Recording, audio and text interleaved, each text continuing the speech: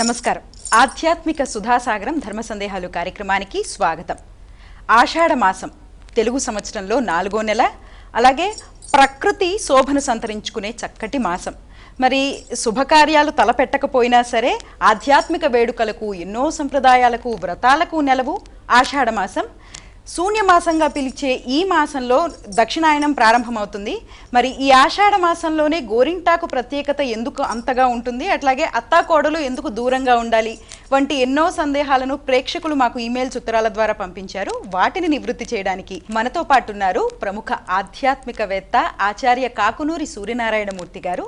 వారితో మాట్లాడదాము, కార్యక్రమాన్ని ప్రారంభించుకుందాము. నమస్కారం గురుగారు. నమస్కారం అమ్మాయి. గురుగారు, మొదటి ఉత్తరం చూద్దామండి. అలాగే. హైదరాబాద్ నుంచి మల్లిక గారు రాస్తున్నారు. ఆషాఢ మాసంలో ప్రధానంగా ఆచరించాల్సిన సంప్రదాయాలేమిటి తెలియజేయగలరు అని అడుగుతున్నారు. ఆషాఢ మాసం సంప్రదాయాలకు ప్రత్యేకం.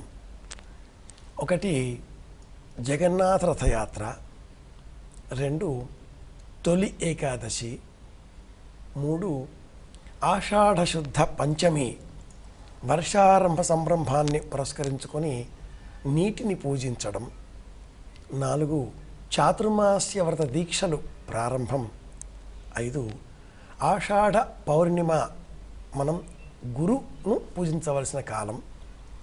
అనేక విశేషాల సమాహారమైన ఈ ఆషాఢ మాసంలో ఇంకా ప్రత్యేకం గోరింటాకును ధరించడం. హెనాటనిస్ అనే పేరు గల ఈ గోరింటాకును ఈ మాసంలో అతివలు తప్పనిసరిగా ధరించాలి.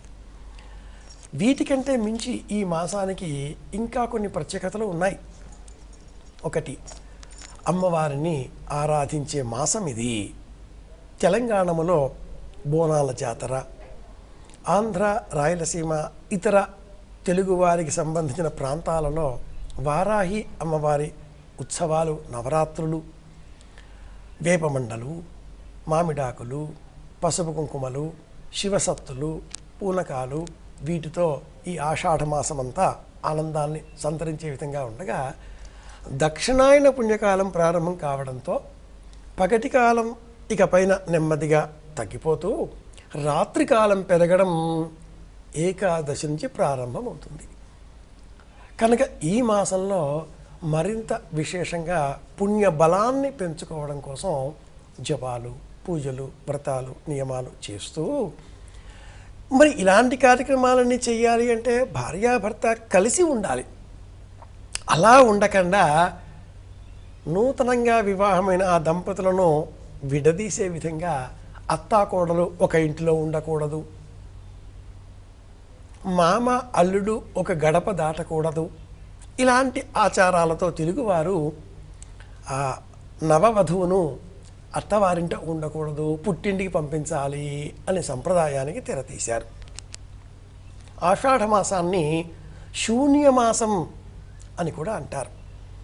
జ్యోతిష విజ్ఞానాన్ని అనుసరించి ఈ శూన్యమాసాలు 4గా ఉంటాయి.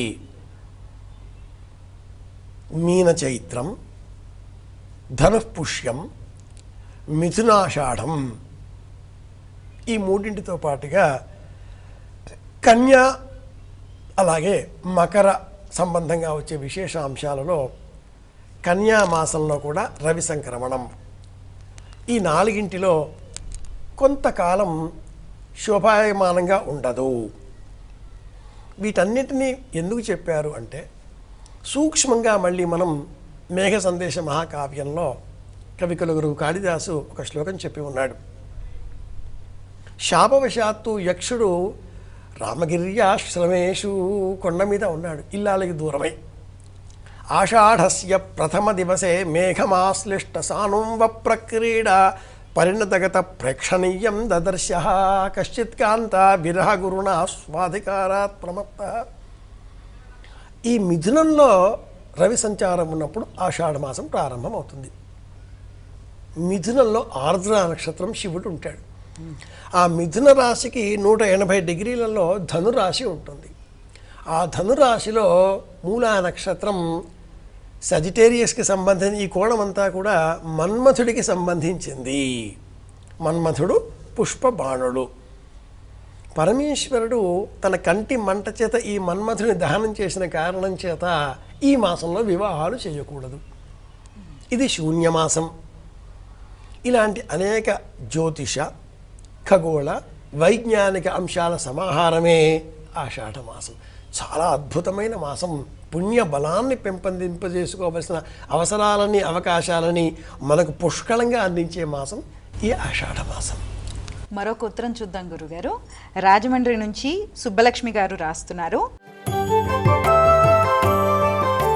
ఆషాఢ మాసంలో కొత్త కోడలు, అత్త ఒకే ఇంట ఉండరాదు అని అంటారు.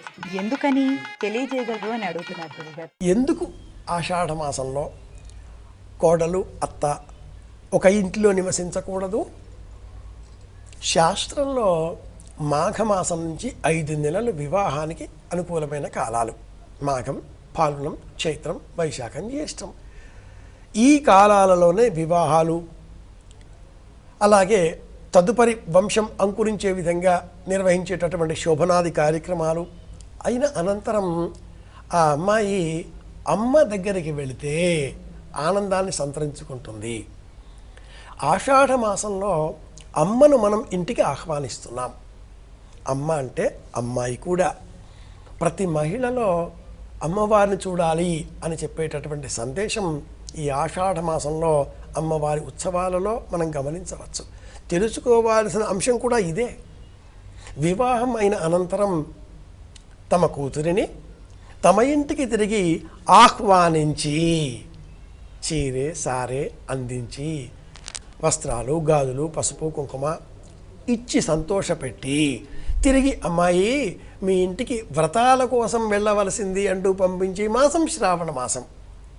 ఎవరికి వారు వారి ఇంటిలో ఉండే అమ్మాయిని మహాలక్ష్మీ స్వరూపంగా, శక్తి స్వరూపంగా భావన చేయాలి.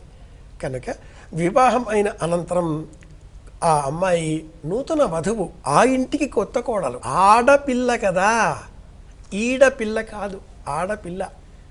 వివాహం చేసి పంపించాం, కానీ ఆ వివాహంలో కన్యా దానం చేస్తూ కూడా సంప్రదదే అని ఆగాం. నమమ చెప్పలేదు. 16 దానాలలో నమమ అని చెప్పనటువంటి దానం ఈ కన్యాదానమే. సంప్రదదే, అప్పగించాను నాయన. అనంతరం ఇలా ఈ మాసానికి సంబంధించి అషాఢాః కామముపయాంతి యజ్ఞం యస్మిన్ బ్రహ్మాభ్యజయత్ సర్వమేతతు. వేద ప్రమాణాలు ఇవన్నీ కూడా అమ్మాయిని మళ్ళీ మన ఇంటికి రప్పించి ఆహ్వానించి మన ఇంటిలో కొంతకాలం నివసించే విధంగా ఏర్పాట్లు చేసుకొని ఆనందపరిచే సంప్రదాయమే ఆషాఢంలో అత్త కోడలు ఒక ఇంట నివసించకూడదు అని ఒక ఆచారాన్ని పెట్టడంలో ఉండే అంతరార్థం. తెలుగువారి ఆచారాలు ఏవి కూడా ఊరికి అల్లాటప్పగా ఉండవు. ప్రతి విషయం వెనక వైజ్ఞానిక అంశం ఉంటుంది.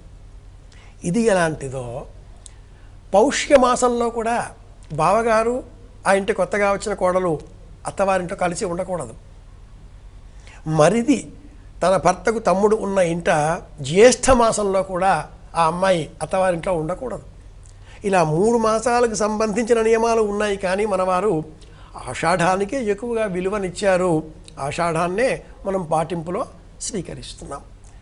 అంతరార్థం ఏమిటి అంటే అమ్మాయి లక్ష్మీ స్వరూపం. వివాహం చేసి ఇచ్చాం, గర్భవతిగా మారే అవకాశాలు, సందర్భాలు, లక్షణాలు కనిపిస్తున్నాయి. ఇంటికి పిలిచి శోభాయమానంగా ఆ అమ్మాయిని సంతోషపెట్టి తిరిగి పంపించడం, ఈ ఆచారమే శాస్త్రబద్ధంగా వైజ్ఞానికంగా అత్తగారు కోడలు ఒక ఇంట నివసించకూడదు అని చెప్పడంలో ఉండే విషయం. మరొక ఉత్తరం చూద్దాం గురుగారు. సామర్లకోట నుంచి దాక్షాయణి గారు రాస్తున్నారు. ఆషాఢ మాసంలో ప్రత్యేకించి గోరింటాకు ఎందుకు పెట్టుకుంటారు, తెలియజేయగలరు అని అడుగుతున్నారు గురుగారు. ఈ మాసంలో మహిళలు ఎక్కువగా నీటితో పనులు చేస్తూ ఉంటారు.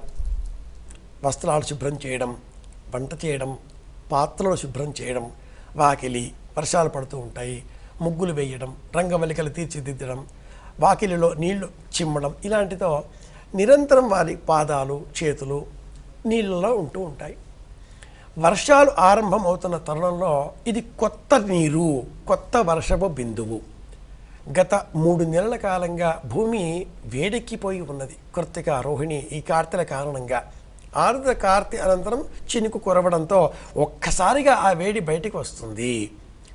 వేడి, వర్షం రెండింటి కారణంగా ఈ చేతులకు వ్యాధులు వచ్చే ప్రమాదాలు పెరుగుతాయి. నీటితో వచ్చే వ్యాధులేవి కూడా రాకుండా గోరింటాకును మహిళలు చక్కగా నూరి ఈ వేళ్లకు, పాదములకు అలంకరించుకున్న ఎడల ఆ వ్యాధులు మన దరి చేరవు. గోరింటాకులో ఒక చిన్న విష పదార్థం కూడా ఉంటుంది. దానిని హెనాటానిస్ అంటుంది సైన్స్. ఆ కారణంగా ఇలా పెట్టుకుంటే చేతికి అలంకరణ, ఆ క్రిములని, లోన ఉన్నటువంటి క్రిములని ఇంకా చంపివేసి ఆరోగ్యానికి, చర్మ రక్షణకు, చర్మ సౌందర్యానికి శిఖరాయమానంగా ఉండేటటువంటిది గోరింటాకు. అందుకే మనవారు దీనిని ఇలా ఏర్పాటు చేశారు. ఇది కాకుండా కెమికల్స్తో, రసాయనాలతో, విషపూరితమైనటువంటి వాటిని మనం నెయిల్ పాలిష్ అన్న పేరుతో అలంకరించుకుంటున్నాం. సంస్కృతంలో గోరింటాకును నఖ రంజని అని పిలిచారు. రంజింపజేసేది. చేతి వేళ్ళకి ఇంత పొడవుగా చక్కగా గోరింటాకు అన్ని వేళ్ళకి ఏదో టోపీలు పెట్టినట్టుగా, అరచేతిలో 8 చుక్కలు, వెనక వైపు కూడా 8 చుక్కలు, ఇలా శాస్త్రబద్ధంగా ప్రామాణికంగా ఉండే నిజమైన గోరింట ఆకును నూరి ముద్ద చేసి దానితో పెట్టుకుంటే వచ్చేటటువంటి ఆకర్షణ, ఆరోగ్యము, ఆనందము, సౌందర్యము కృత్రిమంగా లభించేటటువంటి రసాయన ద్రవ్యాలతో రాదు. గంటలో పండిపోవాలి, 10 నిమిషాల్లో పండిపోవాలి. పెయింట్స్ దొరుకుతున్నాయి, డిజైన్స్ దొరుకుతున్నాయి. పెళ్లి చేసుకుంటే అమ్మాయి అబ్బాయి పేర్లు కూడా వచ్చేలాగా చిలకల్లాగా వేసుకుంటారు. తెల్లారితే పోతుంది.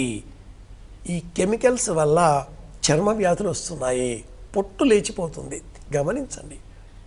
సంప్రదాయం తెలుసుకొని లక్షణబద్ధంగా వాకిట్లో లేదా పెరట్లో ఒక గోరింట మొక్క వేసుకుంటే ఇంటికి ఆర్థికంగా కూడా లాభం. ఏ ఇంట్లో పెరడులో లేదా ఇంటి ముందర ఆగ్నేయ దిగ్భాగంలో గోరింట మొక్క ఉంటుందో ఆ ఇంటికి అష్టైశ్వర్యాలు వస్తాయి. కాబట్టి గోరింటాకు ఆషాఢ మాసానికి ఇంత సంబంధం. మరొక ఉత్తరం చూద్దాం గురుగారు. అయినవెల్లి నుంచి గణపతి గారు రాస్తున్నారు. ఆషాఢ మాసాన్ని వివాహాలకు అనువైన మాసం కాదని అంటారు, ఎందుకని తెలియజేయగలరు అని అడుగుతారు. సూర్య సంచారం ఆర్ద్ర నక్షత్రం అలాగే పునరుసు నక్షత్రం వీటిల్లో ఉంటుంది. అలాగే మృగశిర 2 పాదాలు, ఆర్ద్ర 4 పాదాలు, పునర్వసు 3 పాదాలు, వెరసి మిథున రాశి. సూర్య సంచారం ఆర్ద్ర నక్షత్రంలోనికి రాగానే ఆర్ద్రాధిపతి ఎవరు? శివుడు. ఆర్ద్రయా రుద్ర ప్రథమాన ఏతి శ్రేష్ఠో దేవానాం ప్రతిజ్ఞానాం. ఈశ్వరుడికి నిష్కామ భావన, ఏ విధంగా కూడా సంబంధాలు లేకుండా అలా నిశ్చలంగా ఉంటాడు. లౌకికమైన కామభావనలకు పరమేశ్వరుడు అతీతుడు. ఈ కారణం చేత మిథున ఆషాఢం ఈ మాసం శూన్య మాసం. జ్యోతిషపరమైన వైజ్ఞానిక అంశం ఇందులో ఉంది. ఖగోళ విజ్ఞానంలో ఈ నక్షత్రాల కదలికలు సృష్టికి వ్యతిరేకంగా ఉండే కాలాన్ని సూచిస్తున్నాయి. మానవ ఉద్విగ్నతలు పెరిగేటటువంటి కాలం ఇది. అంతవరకు భూమిలో ఉన్న ఆ వేడి కారణంగా ఎక్కడో ఉన్న విత్తనం మొలకెత్తుతుంది. ఆ ఆహారం అనారోగ్యానికి హేతు అవుతుంది. ఇవన్నీ గుర్తించిన ప్రాచీనులు ఈ కాలాన్ని వివాహాలకు నిషిద్ధం అన్నారు. మిథున రాశి సరిగ్గా 180 డిగ్రీల ఎదురుగా ఉండేటటువంటి పుష్యమాసం, ధనుఃపౌష్యం. ఇలా ఈ రెండింటిని కన్యాభాద్రపదం, మీన చైత్రం 4 వెరసి ప్రాచీనులు ఈ కాలాన్ని పితృదేవతాకంగా, వివాహాదులకు అనుకూలం కావు అంటూ నిర్ణయం చేశారు. ఇది కారణం. మరొక ఉత్తరం చూద్దాం గురుగారు. మోపిదేవి నుంచి శరత్ రాస్తున్నారు.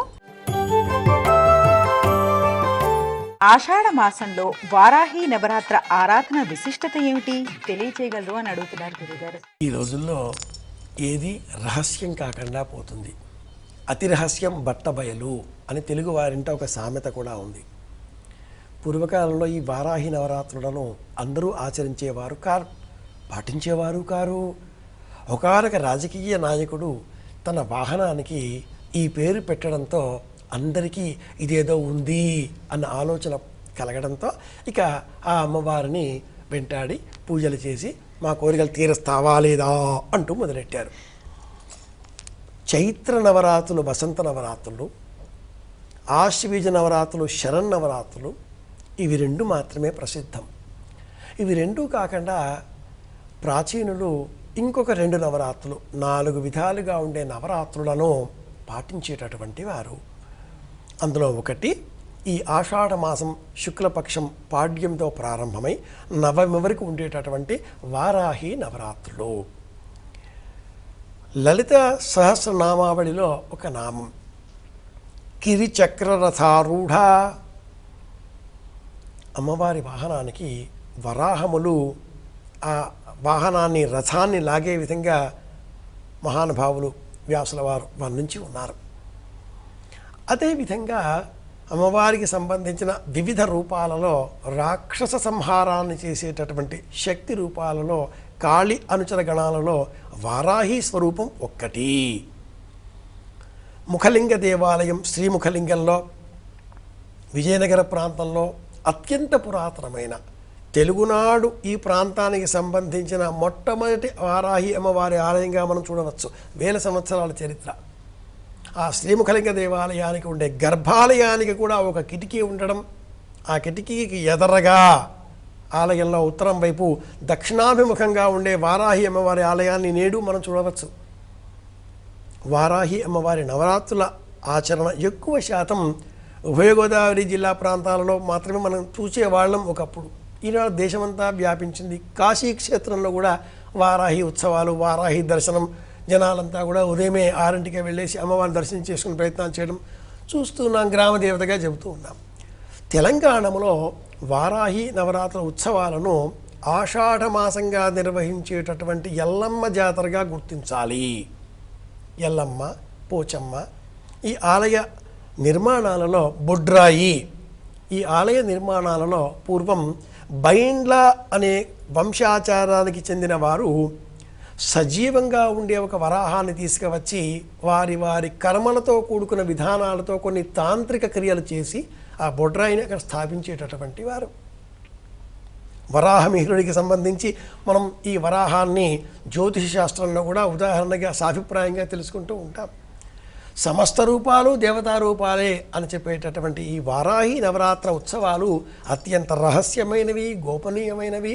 అందరూ ఆచరించకూడదు, ఎవరి పని వారు చెయ్యాలి. కానీ తెలుసుకున్నాం, తెలిసింది కదా అంటున్నాం అన్నప్పుడు మీ ఇంట్లో మీరు పూజించే లక్ష్మీదేవి, పార్వతీదేవి సాత్విక రూపాలవి. ఆ రూపాలను అర్చిస్తే చాలు. 16 నామాలు వాళ్ళు చెప్పారు, 12 నామాలు వీళ్ళు చెప్పారు అని అమ్మవారిని భయపెట్టే పనులు మనం చేయకుండా ఉన్నది వదలద్దు, కొత్తది తేవద్దు. ఒకవేళ తెస్తే సశాస్త్రీయంగా కలకాలం ఇంట్లో వారు ఆచరిస్తారు, మన అనంతరం కూడా ఈ ఆచారం మన ఇంట్లో కొనసాగింపబడుతుంది అన్న విశ్వాసం ఉంటేనే వారాహి నవరాత్రులకు శ్రీకారం చుట్టండి. లేని ఎడల మీ ఇంట్లో ఉండే అమ్మవారికి నమస్కారం చేయండి. సులభంగా అందరూ పాటించేటటువంటి ఈ వారాహి నవరాత్రి అమ్మవారి ఉత్సవాలకు సంబంధించిన ఒక విధానం నేను చెబుతాను. మీ ఇంట్లో ఈశాన్య దిగ్భాగంలో రాగి చెంబులో నీరు పోసి అందులో వేప మండలు, రాగి మండలు 2 ఉంచి ప్రతిరోజు ఆ కలశాన్ని గూట్లో పెట్టినా పర్వాలేదు, అక్షంతలు, పుష్పాలు, పువ్వుల చేత నమస్కారం చేసి దశమి నాడు ఆ నీటిని తీసుకువెళ్ళి చెట్లలో నిమజ్జనం చేయండి. కాసింత నీటి బిందువులు మీ శిరస్సు పైన చిలకరించుకోండి. మనం ప్రారంభం చేద్దాం అన్నప్పుడు ఇది మొదటి దశ. ఇలా ఆరంభం చేసిన అనంతరం మీరు విగ్రహారాధన, కలశ స్థాపన అవన్నీ కూడా చేయవచ్చు. ముందు చేయవలసింది మట్టుకు ఇది లక్షణం. గురుగారు మరొక ఉత్తరం చూద్దామండి. అంబాజీపేట నుంచి కనకదుర్గ గారు రాస్తున్నారు. ఆషాఢ మాసంలో అమ్మవారిని శాకంబరిగా ఎందుకు అలంకరిస్తారు, తెలియజేయగలరు అని అడుగుతున్నారు గురుగారు. వసంత ఋతువులో, గ్రీష్మ ఋతువులో మొదటి 3 నెలలు చైత్రం, వైశాఖం, జ్యేష్టం భూమి బాగా వేడెక్కి ఉంటుంది. ఒక్కసారిగా వర్షం కురవడంతో అంకురించిన ఈ ఆకులు తినడానికి యోగ్యం కాకుండా ఉంటాయి. కాబట్టి చాతుర్మాస్య వ్రత నియమాలలో మొదటి నెల ఆకుకూరలు తినకూడదు. ఈ ఆకుకూరలను అమ్మవారికి అలంకరించాలి, గోవుకు ఆహారంగా ఇవ్వాలి. అమ్మవారిని ఇలా ఆకుకూరలతో శాకంభరీదేవిగా అలంకరించడంలో ఉండే వైజ్ఞానికపరమైన కోణం ఇది. రెండవది మార్కండేయ పురాణాంతర్గతమైన సప్తశతి ఉపాఖ్యానంలో దుర్గాదేవి సంబంధంగా చేసేటటువంటి అర్చనలలో అమ్మవారు ఒకనాటి కాలంలో భయంకరమైన క్షామం ఏర్పడడంతో తనకు తాను ఈ అమ్మవారి రూపాలను కూరగాయలుగా, ఆహార పదార్థాలుగా అలా సిద్ధం చేసుకొని మానవ జాతికి ఆహారాన్ని అందించింది. కృతజ్ఞతాపూర్వకంగా అమ్మవారికి మనం ఆయా కూరగాయలను శాకంభరీదేవి స్వరూపంగా అలంకారం చేసి ఆనందిస్తున్నాం. ఇది విషయం. గురుగారు, ఆషాఢ మాసం అంటేనే ఎన్నో సంప్రదాయాలకు నెలవు. మరి ఆ సంప్రదాయాలన్నీ కూడా ఏ విధంగా పాటించాలి, వాటి విశిష్టత ఏంటని ఎంతో మందికి సందేహం కలుగుతూ ఉంటుంది. మరి వాళ్ళందరికీ కూడా ఎంతో వివరంగా చాలా చక్కగా, అంటే తెలుసుకుని పాటిస్తే ఇంకా ఇష్టంతో పాటిస్తారు. చక్కగా శాస్త్రీయ సమాధానాలు తెలియజేసినందుకు ధన్యవాదాలు గురుగారు. కృష్ణార్పణం. వీక్షించారుగా ఆషాఢ మాస విశిష్టతపై గురువుగారి శాస్త్రీయ సమాధానాలను. ఇది ఈనాటి మన ధర్మ సందేహాలు కార్యక్రమం. మరొక కార్యక్రమంతో మళ్ళీ కలుసుకుందాం. అంతవరకు సెలవు. నమస్కారం.